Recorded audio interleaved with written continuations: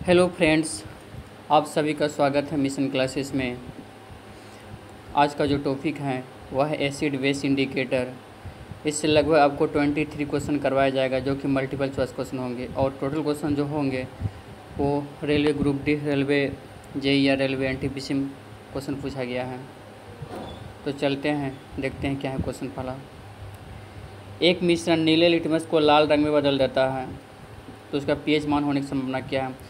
देखिए, नीले लिटमस को लाल में जो बदलता है वो कौन बदलता है? अम्ल बदलता है, ठीक ना। तो अम्ल का पीएच मान जो होता है 7 से कम ही होता है। यहाँ पर आंसर क्या तब हो जाएगा? जो ऑप्शन देख रही है यहाँ पे 6 है, 9 है, 7 है, 8 है, तो 7 से कम तो 6 हो जाएगा यहाँ पीएच मान। चलते हैं नेक्स्ट क्वेश्चन पे। यदि किसी विलयन में नीला लिटमस लाल रंग में परिवर्तित हो जाता है तो इसका पीएच स्तर कितना होने की संभावना है। ये कहते हैं यहाँ पर नीला लिटमस जो है कि लाल रंग में परिवर्तित हो जाता है तो क्या होगा बताइए।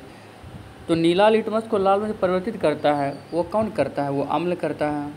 तो यहाँ पे अम्ल का जो पीएच मान 7 से कम होता है तो यहाँ पे तो आंसर क्या हो जाएगा? यहाँ पे डी हो जाएगा 6। नेक्स्ट क्वेश्चन है, नीले कौन सा नीले लिटमस को लाल में बदलता है? नीले को लाल में बदलता है तो यहाँ पर देखिए, तो ऑप्शन क्या? सिरका है, चूने का पानी है, बेकिंग सोडा विलयन है, धोबन सोडा विलयन है। तो इसका आंसर क्या हो जाएगा? इसका आंसर जो सिरका हो जाएगा, क्योंकि चूने का पानी जो होता है, देखिए नीले लिटमस को लाल में बदलता है, अम्ल बदलता है। सिरका क्या होता है? एसिड उसमें एसिड होता है। और सिरका में कौन सा एसिड होता है? तो एसिटिक एसिड होता है, ठीक ना। बाकी चूने का पानी, बेकिंग सोडा विलयन और धोबन सोडा विलयन ये सब क्या होता है? क्षारीय होता है, ठीक ना। इसलिए आंसर क्या हो जाए? यहाँ पे आंसर हो जाए ऑप्शन ए हो जाएगा। नेक्स्ट क्वेश्चन, जब लिटमस को बोरेक्स के विलयन में लिया जाता है तो यह क्या हो जाता है? जब लिटमस को बोरेक्स के विलयन में लिया जाता है तो यह हो जाता है गुलाबी, नीला, नारंगी, लाल। क्या हो जाता है ये? देखिए, जब लिटमस को बोरेक्स के विलयन में डाला जाता है तो क्या हो जाएगा? तो ये इसका जो आंसर हो जाएगा, इसका आंसर हो जाएगा नीला हो जाएगा। समझ बात को? जब लिटमस को बोरेक्स के विलयन में लिया जाता है तो ये नीला हो जाता है, इसको याद कर लेना है। चलते हैं अगले क्वेश्चन पे। निम्न में से कौन सा संकेतक का उपयोग अम्लीय और उदासीन विलयनों के बीच फर्क करने के लिए नहीं किया जा सकता है, ठीक ना। इसका सही आंसर क्या हो जाएगा? इसका सही आंसर हो जाएगा फिनोल्फथेलिन हो जाएगी। फिनोल्फथेलिन की मदद से हम अम्लीय और उदासीन विलयन के बीच फर्क को स्पष्ट नहीं कर सकते हैं। इसका आंसर ऑप्शन बी। चलते हैं नेक्स्ट क्वेश्चन पर। शुष्क लिटमस पेपर पर शुष्क HCl गैस की क्या क्रिया होती है? तो इसका देखिए, पहला ऑप्शन क्या? नीला लिटमस पेपर लाल हो जाता है, ठीक ना। ये तो सही नहीं है। नीला लिटमस पेपर श्वेत हो जाता है, ये भी सही नहीं है। ऑप्शन सी कहता है नीला अथवा लाल लिटमस पेपर अपना रंग नहीं बदलता है। 98 के क्या हो जाएगा? सी हो जाएगा।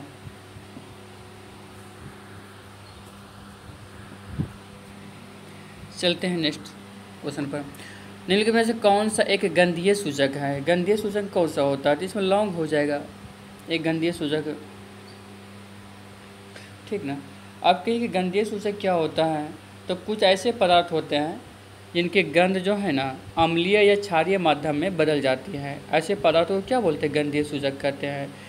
जैसे कि आपका प्याज के है या लौंग के है, ये सब जो होता है ये गंधीय सूचक होता है, ठीक ना। या वेनिला भी कहा जाता है, वो सभी क्या होता है? गंधीय सूचक होता है। तो यहाँ पे आंसर क्या हो जाए? यहाँ पे लौंग हो जाएगा। चलते हैं नेक्स्ट क्वेश्चन पर। जिन पदार्थों की गंध अम्लीय या क्षारीय माध्यम में बदल जाती हैं उसे डैश कहा जाता है, ठीक ना। उसे क्या कहा जाता है? तो उसे जो कहा जाता है घ्राण सूचक कहा जाता है, जिसको हिंदी में क्या बोलते हैं? गंधीय सूचक, या इंग्लिश में अल्फैक्टिक सूचक कहा जाता है, ठीक ना। तो यहाँ क्या हो जाए? ऑप्शन सी हो जाएगा। मिथाइल ऑरेंज डैश होता है। मिथाइल ऑरेंज जो होता है अम्लीय माध्यम में लाल, क्षारीय माध्यम में पीला गुलाबी हो जाता है, ठीक ना। मिथाइल ऑरेंज क्या होता है? अम्लीय माध्यम में क्या होता है? लाल होता है, क्षारीय माध्यम में पीला हो जाता है। पीला गुलाबी हो जाता है। ठीक है, इसका आंसर याद रखिए ऑप्शन डी। जब लिटमस विलयन ना तो अम्लीय है और ना ही क्षारीय होता है, जिसका रंग कैसा होता है? इसका रंग बैंगनी होता है। जब लिटमस विलयन ना तो अम्लीय रहे ना तो क्षारीय रहे, तो उस कंडीशन में जो होता है इसका रंग कैसा होता है? बैंगनी होता है। ऑप्शन बी आप लोग याद रखिएगा। लिटमस विलयन डैश से निष्कासित किया जाता है। लिटमस जो विलयन जो निष्कासित किया जाता है वो लाइकेन से निष्कासित किया जाता है, और आपको पता है लाइकेन जो होता है वो वायु प्रदूषण का सूचक होता है। चलते हैं नेक्स्ट क्वेश्चन पर। निष्क्रिय लिटमस विलयन का रंग कैसा होता है? तो निष्क्रिय लिटमस विलयन का जो रंग होता है वो क्या होता है? बैंगनी होता है। ठीक है ना, इसके पहले भी क्वेश्चन हो चुका है कि जब लिटमस विलयन का ना तो अम्लीय है और ना तो क्षारीय, ना तो अम्लीय है ना तो क्षारीय है, तो इसका मतलब क्या होता है? वो उदासीन है, उसके लिए कैसा होता है? उसके लिए जो होता है रंग बैंगनी होता है। ठीक ना, ऑप्शन ए हो जाएगा। यदि मृदा को मृदु अम्ल के साथ उपचारित किया जाए तो इस मिट्टी में हाइड्रेंजिया गुल्म के फूल डैश के होंगे। ठीक ना, देखिए इसका जो आंसर हो जाएगा नीला रंग हो जाएगा।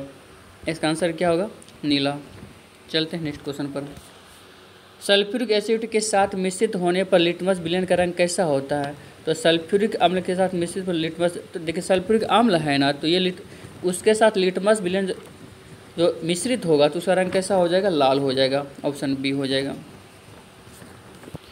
डैश का उपयोग कर दुर्बल अम्ल और प्रबल अम्ल के बीच विभेद किया जा सकता है। ठीक ना,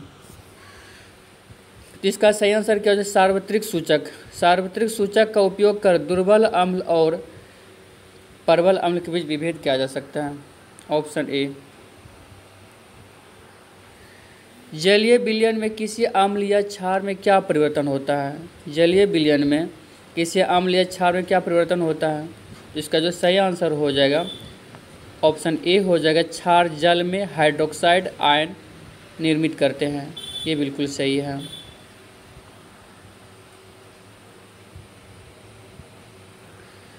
चलते हैं नेक्स्ट क्वेश्चन पर। शुष्क HCl गैस के संपर्क में लाए जाने पर सूखे नीले लिटमस पेपर के रंग पर क्या असर होगा? तो इसका सही आंसर क्या हो जाएगा? उसका रंग नहीं बदलेगा। शुष्क HCl गैस के संपर्क में लाए जाने पर सूखे नीले लिटमस पेपर के रंग पर असर नहीं पड़ता है। ठीक नहीं, इसका रंग नहीं बदलता है, क्योंकि जल की अनुपस्थिति में यह आयनित न होने पाने के कारण हाइड्रोजन आयन उत्पन्न नहीं कर पाता है। इस कारण वह अम्ल की तरह कार्य नहीं करता है। ठीक ना,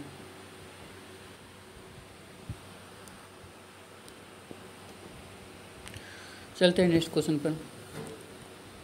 क्षार का रंग कैसा होता है? तो क्षार का जो रंग होता है, देखिए क्षार का रंग कैसा होता है? फिनॉल। इसका सही ऑप्शन क्या हो जाएगा? ऑप्शन बी हो जाएगा। फिनॉल्फिथेलिन के साथ गुलाबी और मिथाइल ऑरेंज के साथ पीला हो जाता है। क्षार का रंग जो होता है फिनॉल्फिथेलिन के साथ क्या होता है? गुलाबी, और मिथाइल ऑरेंज के साथ क्या होता है? पीला होता है। ठीक ना, चलते हैं नेक्स्ट क्वेश्चन पर।